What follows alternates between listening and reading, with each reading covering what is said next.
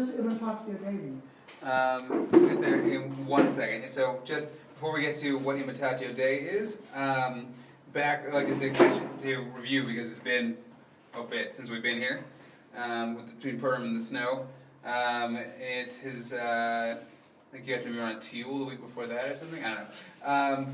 Yeah, so we were talking about Uvekashta Misham, from there you shall seek, which tracks the trajectory from like human seeking God to God revelation, to loving God, to fear of God. And Rav Soloveitchik ends off the discussion of talking about how love and fear of God will sort of always go back and forth between those two. They always remain part of the human experience of God and the religion and things. But then the last half of the book or so, he wants to propose two different ways of resolving them. The next one we'll get to next week is Dveikut, but the first way of resolving the tension between love of God and fear of God, between a desire for closeness to God and a sense of recoiling from God, a sense of distance from God, is Imitatio Dei, fancy Latin phrase meaning imitating God.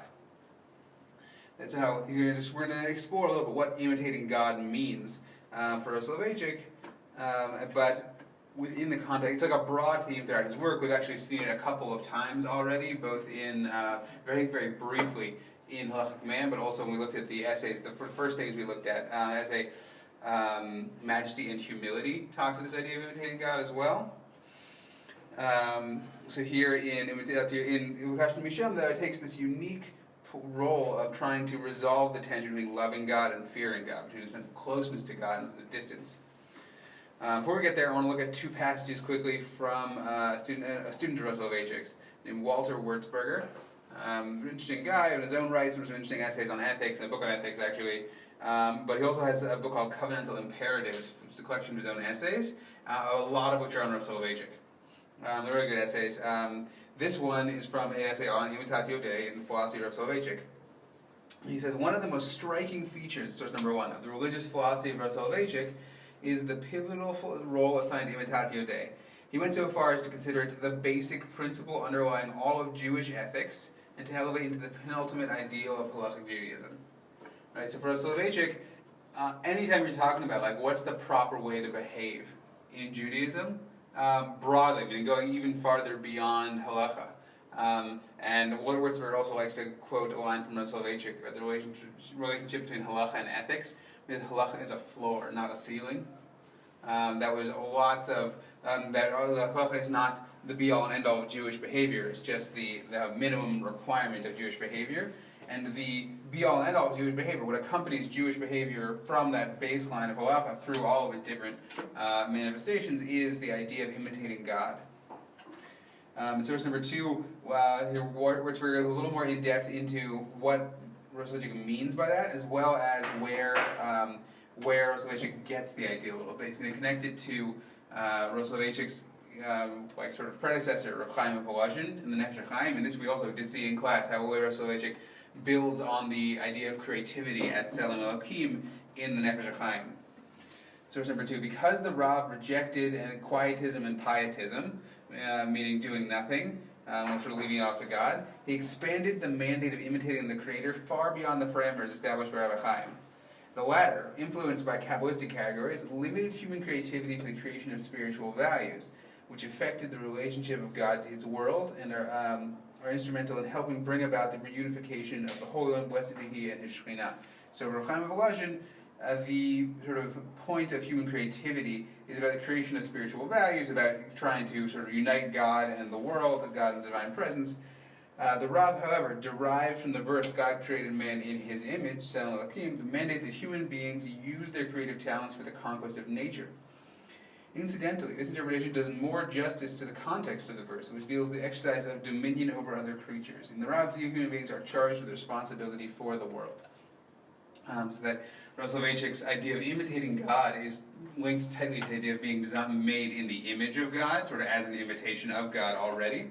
And the brachot that God gives man of conquer the earth and subdue it. That the imitating God is to conquer our world, to be creative in this world and shape the world in ways that make sense to us in the Torah. When human beings engage in efforts to harness the forces of nature to advance human welfare, they're not merely performing a purely secular activity. They are carrying out the God-given task of becoming partners with Him in completing the work of creation. The Rav emphasizes the creation of the world on the part of God was not merely a manifestation of His power, but represented a moral activity that man is supposed to emulate. This conception enabled the Rav to give enthusiastic to various scientific and technological activities designed to improve the material conditions of humanity in the struggle against a hostile environment. For him, such activities are not manifestations of hubris, but rather the fulfillment of a divine mandate to conquer the earth. Right? Technological advancement is fundamentally a way of fulfilling the mandate of conquering the earth. And it's very explicit at the beginning of Lonely Man of Faith that we're going to get to in Kaitzman, that like part of what it means to be created in the image of God and to sort of fulfill God's plan for humanity is to be technological and design technologies. This also, Wortzberger makes this point elsewhere in that essay, that is also why Rav Soloveitchik was able to support Zionism. Like, right, Zionism as a human endeavor, as a returning to the land and conquering the land, etc., in addition to whatever else you might want attached to it, is fundamentally a form of this human creativity that Rav Soloveitchik sees as Imitatio Dei. Any questions so far? We're going to see in a minute how it goes in a slightly little different direction, a more specific direction rather than that broad picture of Imitatio Dei. But before we get there, is there any questions on Imitatio Dei? Okay, so before we get into Ubikashta Misham itself, I want to look at what's fundamentally Rav Soloveitchik's source for this sort of idea. Beyond the psukim in the Torah about walking in God's paths, imitating God, the Gemara in Sota talks about those verses that explain what does that mean. Rabbi Chama, son of Rabbi Chanina, says, "What is the meaning of that which is written? After the Lord you shall walk, and in Him you shall fear, and His commandments shall you keep, and unto His voice shall you hearken, and Him you shall serve, and unto Him you shall cleave." Right? You should walk after God, and the pasuk ends with Botid Bakun. You should end with Dvekut. So it's going to be important for Rav Soloveitchik, that process from walking in God's paths to Dvekut. But the Gemara here wants to figure out what is Dvekut. Sorry, what does it mean to walk in God's paths? But is it possible for a person to follow the divine presence? Hasn't it already been stated, "For the Lord your God is a devouring fire, a jealous God, and one cannot approach fire." Right? The point is that walking after God is sort of a physical metaphor, and the physical metaphors we use for God are not ones you can be close to. Right? You can't be close to the devouring fire of the divine. So in what sense is Devarim trying to tell you to walk after God? He explains the meaning is that one should follow the attributes of the Holy One, blessed be He. He provides several examples. Just as He clothes the naked, as is written in the Lord God made for Adam and his wife garments of skin and clothed them, so too you should clothe the naked. Just as the Holy One, blessed be He, visits the sick, as it is with regard to God's appearing to Abraham following his circumcision, and the Lord appeared to him by the terebinths of Mamre, Nelone Mamre, so too you should visit the sick. Just as the Holy One, blessed be He, consoles mourners, as is written, and it came to pass after the death of Abraham that God blessed his Isaac his son, so too you should console mourners. And just as the Holy One, blessed be He, buried the dead, as it is written, and he was buried in the valley in the land of Moab. It's Moshe. So too you should bury the dead. Right, so there's a list of things here that Hashem does, and saying that what it means to walk after God, to follow in God's ways, is to imitate those actions that God does. And it brings several proof texts from Tanakh, like things God did. Clothing the naked, visiting the sick, comforting the mourners, and burying the dead. Do you see your hands up? Yeah. Two things. So, why does it says in the, it's not the pasuk, it says in one cannot approach fire. What does that mean? No, that's the Gemara trying to you say, once we're using a physical metaphor as we're talking about God, what does it mean to walk after God, to follow God? So that's the second thing. Is why do they feel a need to define this so outright? It's not that complicated in terms of So I can think of a couple of different things. One is the pasuk in the Torah; they want to explain it. And it's whether they have explaining why they have to find some other sort of metaphorical explanation, right? It can't be literal, because if you're taking the physical metaphors for God literally, like walking after God, then you also have to take the consuming fire line literally, which are both actually in Devarim in relatively close quarters. So were they bothered by the fact that there's a bunch of different ways it's like given over in the actual text? Like it doesn't just say walk after Hashem. It says commandments you shall keep, voice you shall hearken. That's true. And potentially these are actually going to come into Rav Soloveitchik's explanation of it, depending on how you read his use of this pasuk, or his exploration of this idea. No, the Gemara doesn't mention it. The Gemara goes from this question of v'halachta b'darchav, or you should walk after God, you should walk after God, to the metaphorical meaning. Right? They essentially propose a problem with reading that line literally, and then switch to a metaphorical reading, which is the second half, the attributes of God you should be imitating. What's interesting, I would also say, is like, why are they taking issue with walking after God rather than taking issue with clinging to God or cleaving to God? And that's the end of the pasuk. I might actually think that's more physically problematic for the literal reading of God being a consuming fire you cannot hold onto or attach yourself to a burning fire. I think it's because they're actually really trying to get to this point. Right? They're trying to get to God does things, and you should do them too. That's something you can imitate, or you can't, like, it's much harder than the metaphorical explanation of cleaving to God, of dveikut, is much harder to get to. It's not impossible, and Chazal do explain what it means to have dveikut in God, and also, we're going to see Rav Soloveitchik's explanation of dveikut next time, but I think it's like, you're trying to get to the point of you should be imitating God's actions, and these are the actions, then the ways part of like walking after God is a better way to get there. Yeah, Eitan. So first, what is the language of Imitatio Dei?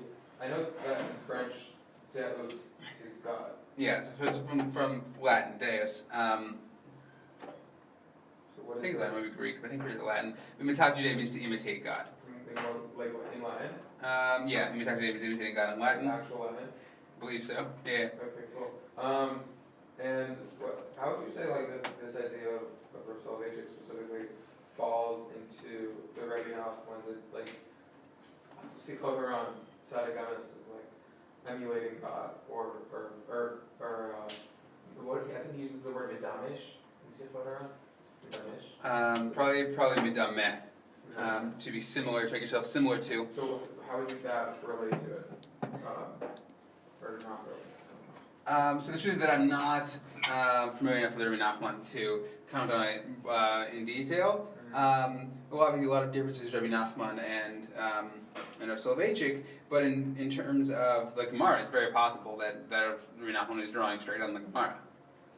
Meaning, Rav Soloveitchik is going to be drawing on this Gemara, imitating God, and Rabbi Nachman could have been drawing on the same thing. The fundamental difference between Rav Soloveitchik and Rabbi Nachman on issues like this, that Rav Soloveitchik is trying to give an ethos, a way of living and acting for every Jew, versus Rabbi Nachman, it sounds like he's trying to give more for the specific tzaddik hayemet, the true tzaddik of the generation. It's a different question, like how you read Rabbi Nachman, because that stuff nowadays. There's plenty of people who say, like, today we all have to be our own tzaddikim. When you read Rabbi Nachman, you should be reading it as if you're the tzaddik, but it's a different topic. Okay, so the Rav Soloveitchik is going to build on this sort of idea. I haven't actually brought the text where he quotes this Gemara, but there are two aspects to what God is doing that get picked up in Rav Soloveitchik's discussion. One is that there are sort of a specific set of actions that God is engaging in, right? God is engaging in what we might call moral and ethical behavior. God is caring for the sick, comforting the mourners, burying the dead, etc. Right? There's a sense in which being good to those who need it is a divine activity.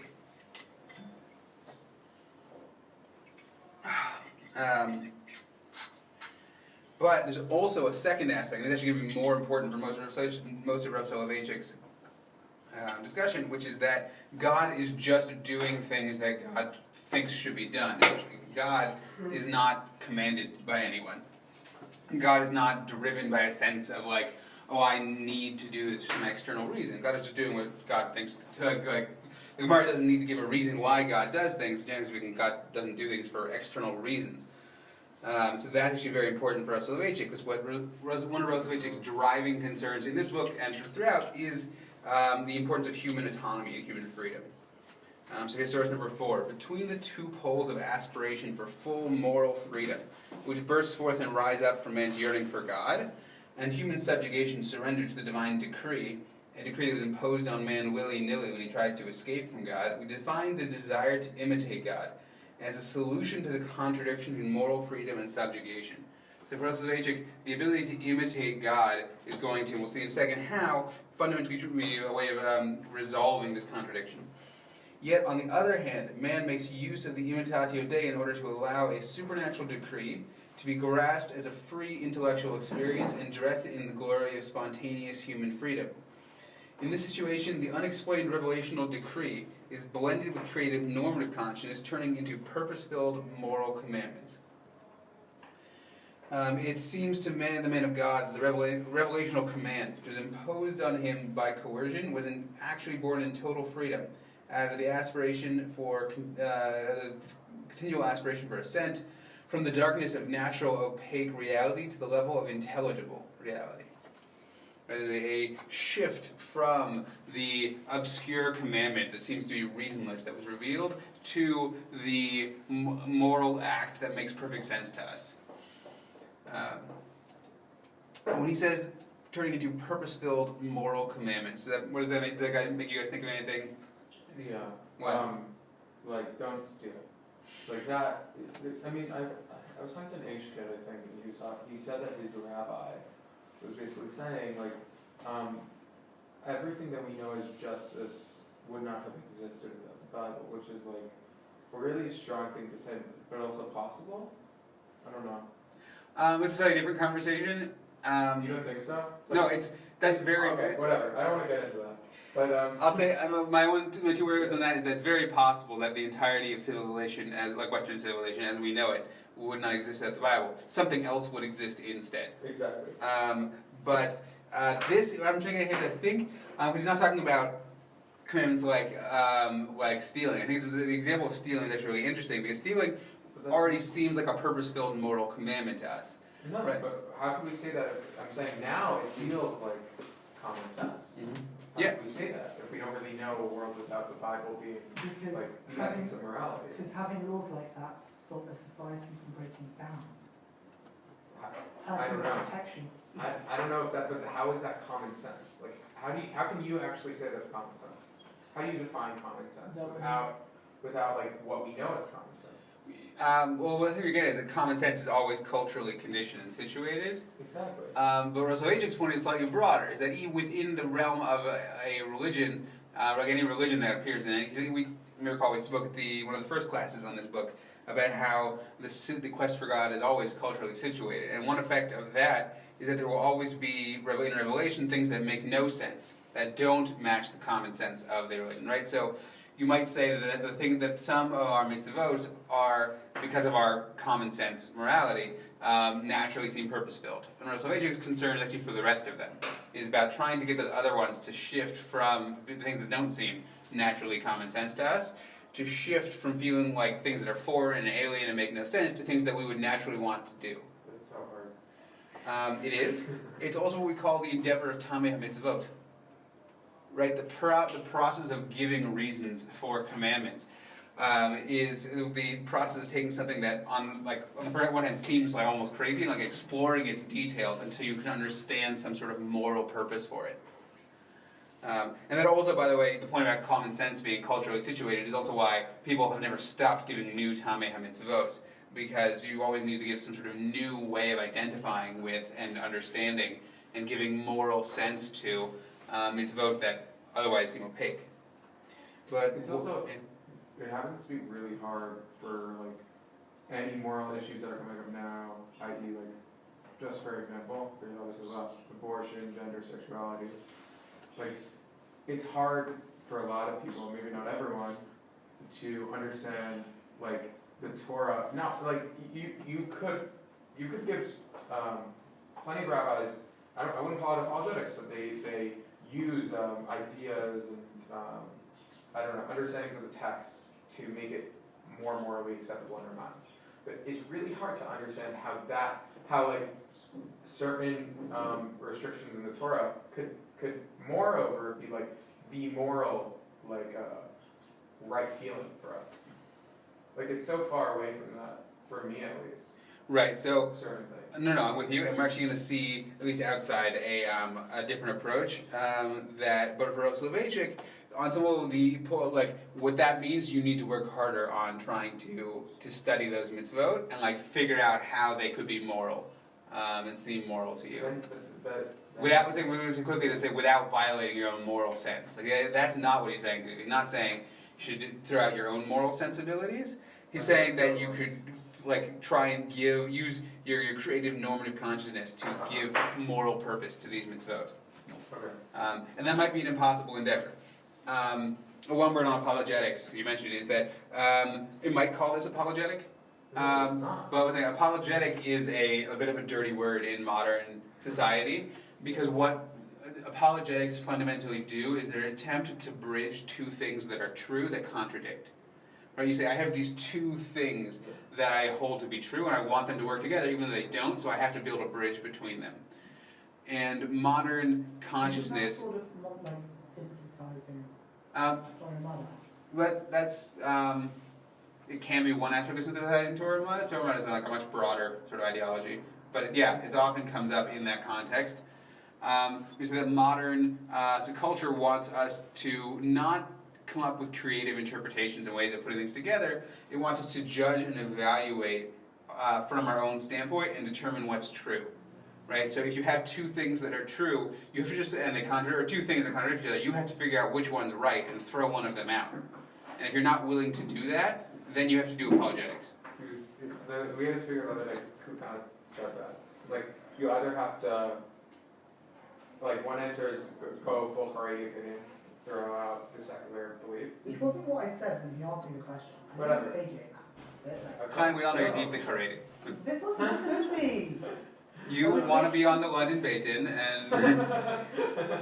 I said, he's like, so how do we integrate Western values with halal and something like that? And I said, we have Christian conceptions of religion and certain elements of our theology that have creeped in, and the process from Ga'alut to Ge'ula will result in a more truer halachic observance system type thing. Okay. It's very And Haredi. then you call me Thank you for Haredi. clarifying that. Here's Zion. So there, again, Zion is there is Haredi. the Haredi approach. Yeah. And then there's the approach of like just believing in the secular one. And then he said the last one, which is like basically impossible, is mono-orthodoxy, which was his whole shtick. But yeah. Who's the speaker? What was his name? He was He was from the JLIC. JLSC. Hello. Interesting. I might know. Rav Shulman. Oh, yeah. That's good. Yeah, he's nice. But yeah, it seems really hard, the idea of understanding both sometimes. Yeah, no, I also don't... Even if you could make sense of it, it's hard to make a like, oh, that is my moral belief now. That's the hardest. No, it's to the full extent. Saying that's right. Yeah, no, I think what's it called? It starts with a moment of subjugation and self, like of getting rid of yourself. This is how you try and bring your own moral self back into the picture. But for Rav Soloveitchik, it starts fundamentally with like taking yourself out of the picture, with Tzimtzum or subjugation to revelation. It's I really like that. yeah. We'll also see another approach briefly at the end. Okay. If it is impossible for man to join with God, we're in the middle of that source number 4, and thus to become a partner in the act of creation, he can at least imitate him by emulating his deeds, which symbolize total freedom. Right? God did these actions in the Gemara with like total freedom. God just does them, God's not obeying. When man, animated by hope and yearning, moves toward his Creator in order to attach himself to God, he gradually frees himself from the bonds of necessity and compulsion and begins to dream of wondrous freedom, as if he were God's partner in legislating rules and formulating decrees and commandments. Right? The act of Tameh HaMitzvot, of coming to understand a mitzvah, is to get to the point where you say, I would think that makes so much sense. I would like make that rule myself, right? It makes perfect sense to do that. Certainly, I could make that rule. I might even think I would like have to. It just makes perfect sense. And that leads you to act spontaneously to do these mitzvot. It just makes sense to do it that way. His joy over his free. Is that regardless of like he believes that's regardless of God in the picture? Like he would. So for him, you would never have gotten these actions without God, right? They come from revelation. No, but once you realize that full moral like belief. Yeah, you're not supposed to push God out of the picture, but on some level you could. The act of giving It's like the act of giving Tamei HaMitzvot, and Rav Soloveitchik in some ways criticizes Tamei HaMitzvot for this in other texts. We didn't do when we talk about halachic mind. I might bring that passage when we do the Only Man of Faith. The Only Man of Faith is a critique of Tamei HaMitzvot, that they're fundamentally atheistic on some level. Yeah. It's like the clearest example of that is the Rambam. For Rambam, mitzvot are fundamentally subjugated to the needs of human society and human perfection. But that's my whole problem with it, is like, Hashem gave us this way of protecting society. it's just really hard to understand that, because on one hand, then halacha is something I have that, a meeting with him. Sorry. Shabbat Shalom. Shabbat Shalom. on one hand, halacha is something that man can create on its own. On the other hand, I always wanted halacha to be like, a vegetarian likes the taste of meat, but still doesn't because they believe that that's what, because it's right for external moral beliefs. So there is actually a good discussion of this, and there's good discussions of it in the Gemara. There's a good discussion of it also in the Rambam Shmona Prakim. His introduction to Mishnah. He's a commentary on the entirety of the Mishnah, and there are 3 introductions that he wrote for Masechtot that are like extensive like essays on their own in their own right, or even books in their own right. So the introduction to Mishnah Brachot, which is the first Seder Mishnah of the Mishnah, is like an expansive explanation of where the Mishnah came from, Torah Shabbal Peh, stuff like that. It's awesome. Mishnah, the 10th chapter of Sanhedrin, has his introduction where he first lays out the Yud Gimel Ikarim, 13 principles of faith. And the introduction to Masechet Avot is essentially like it's treated as a book of Musar. It's a study of the soul, the human inner life from the perspective of health and mental health and stuff, and like the pride and virtue and stuff, and how to act properly to attain inner balance and health, and what are the proper actions to help you do that. And one thing he raises in that question, the tension between the like I don't know the language he uses is the person who's mu'ulah or mushlam in Hebrew. It was written in Arabic, I think. But like the perfect person or the excellent person versus Hamoshel B'nafsho, the person who is Shalom, like Mushlam.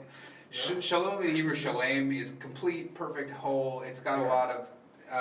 It doesn't translate well. But it's the person who's like an excellent person versus the person who's Moshel B'nafsho, the person who has self-control.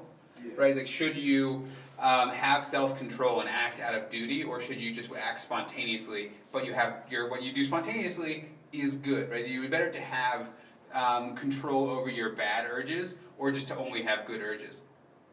good urges. Right. So that's what he brings that in the name of the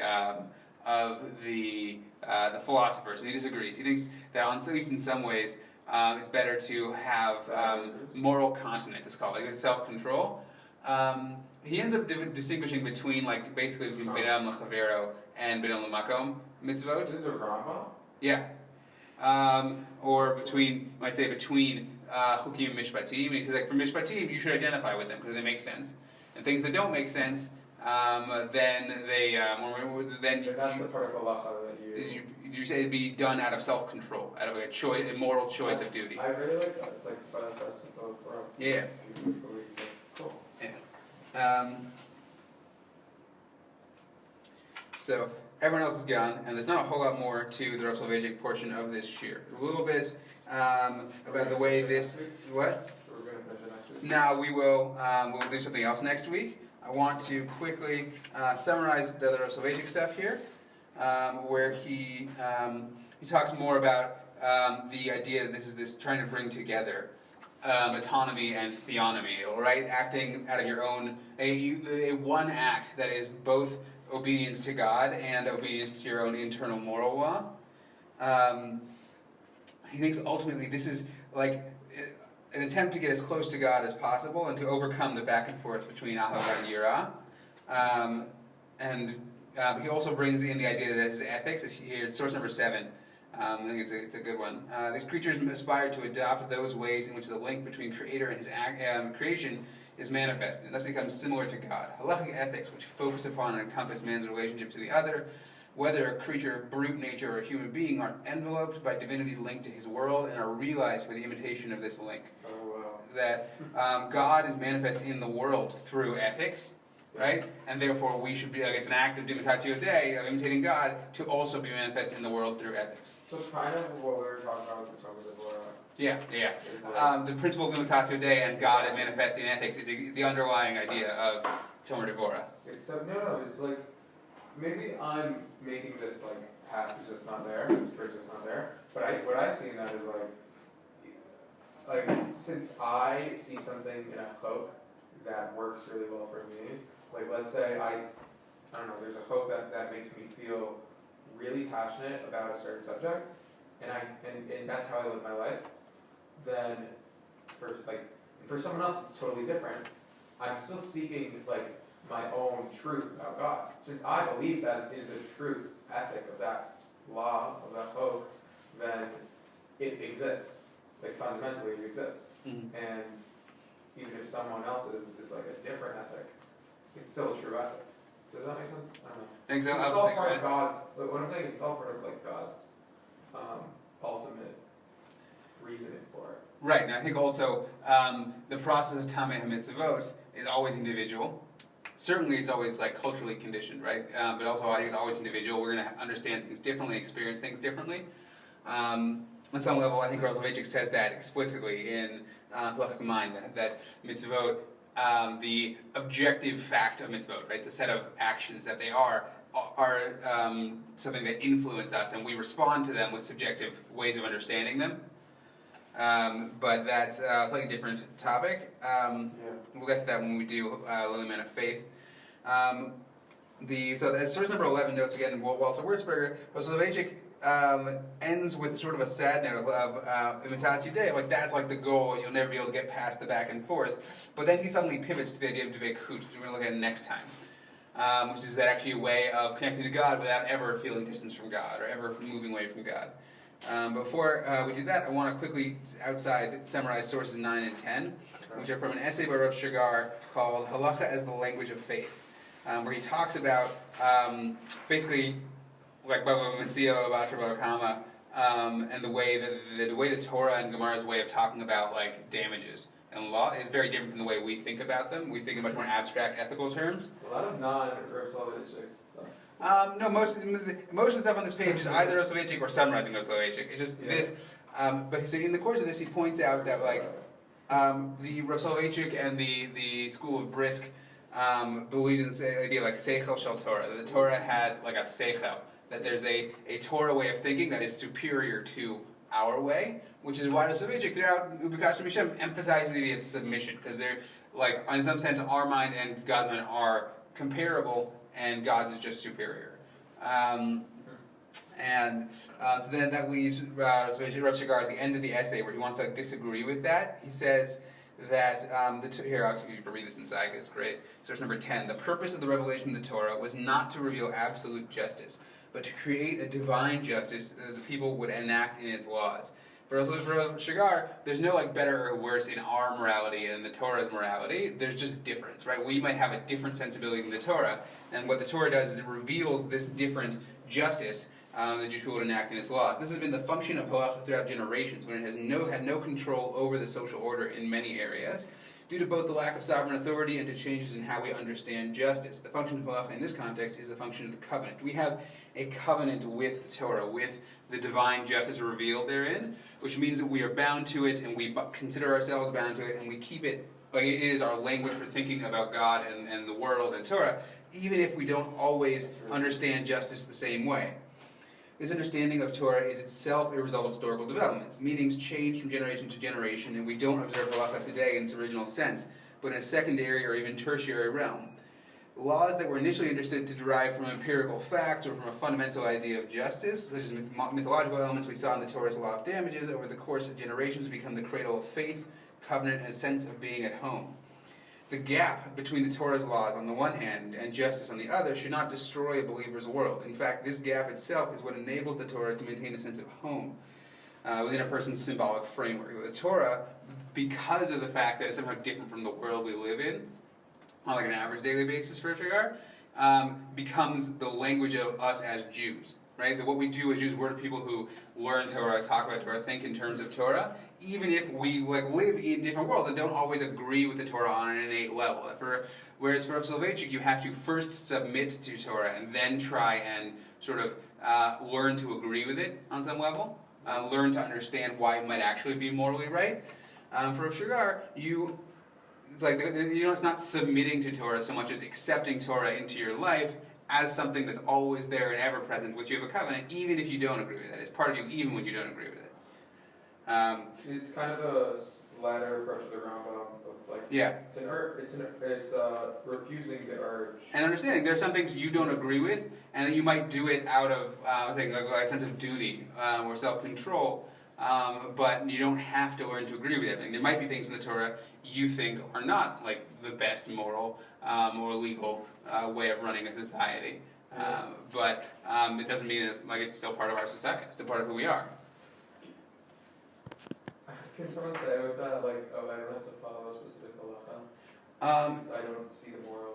So this definitely makes it easier to move in that direction. There's no getting around that. Once you say that submission is not an inherent part of Torah, then it's obviously submission on every level. But Rav Shagar is definitely not saying that here. I mean, he's just saying you don't have. He's just saying that you don't have to assume that Torah is the superior absolute form of truth and justice and things.